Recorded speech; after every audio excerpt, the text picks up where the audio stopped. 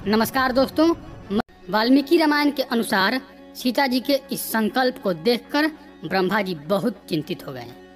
सीता जी के जीवन की रक्षा करना बहुत आवश्यक था। ब्रह्मा जी ने देवराज इंद्र से कहा कि तुम शीघ्र ही लंकापुरी में जाकर उन्हें उत्तम खीर प्रदान करो। यह ऐसी दिव्य खीर थी जिसे ग्रहण करने के बाद भूख प्यास नहीं लगती थी, साथ ही तेज और बल भी कम नहीं होता था। यह निर्देश पाकर इंद्रदेव निद्रा को लेकर लंका में माता सीता के पास गए।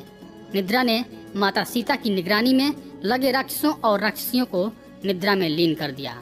इस बीच इंद्रदेव अशोक वाटिका में माता सीता के पास गए और बोले, मैं देवराज इंद्र हूँ और परम पिता ब्रह्मा जी के निर्देश पर आपके पास आया हूँ। मैं आपके उद्धार के लिए महात्मा श्री रघुनाथ जी की सहायता करूँगा। वह सीता जी के लिए विशेष खीर लेकर गए थे।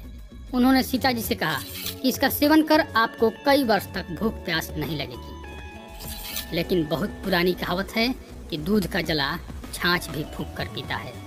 एक बार धोखा खाया व्यक्ति किसी पर सहज विश्वास नहीं कर पाता। सीता जी रावण के हाथों धोखा खा चुकी थी। उसने साधु का वेश धरकर उन्हें छल से भरे वचन बोलकर लक्ष्मण रेखा पार करने पर विवश कर दिया था। इसके अलावा लंका एक ऐसी रहस्यमयी और माया नगरी थी कि वहाँ कुछ भी होना असंभव नहीं था।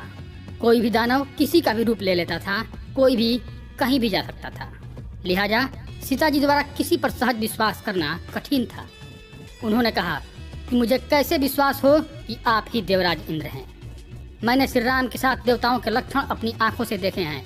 देवताओं में कुछ विशिष्ट लक्षण होते हैं जिनसे मैं अच्छी तरह परिचित हूँ। यदि आप इंद्र हैं तो उन लक्षणों को दिखाइए, तभी मुझे आपकी बात पर विश्वास हो पाएगा।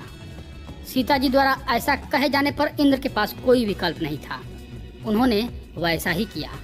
उन्होंने कहा कि देखिए, मेरे पैर धरती का स्पर्श नहीं कर रहे हैं। मैं धरती और आकाश के बीच पर निराधार खड़ा हूँ। सीता जी ने देखा कि इंद्र की आंखों की पलकें नहीं झपक रही हैं। इसके अलावा उनके वस्त्रों पर धूल का स्पर्श भी नहीं है।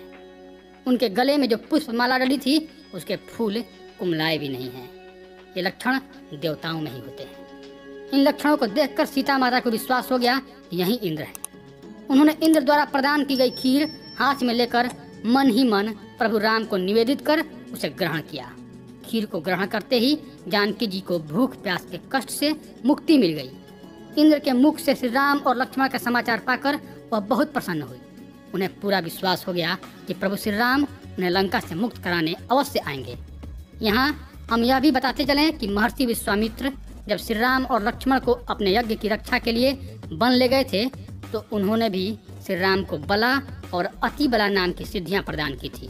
इनके कारण वे बिना कुछ खाए भी पूरी तरह स्वस्थ रह सकते थे और उनके तेज बल में कोई कमी नहीं आती थी।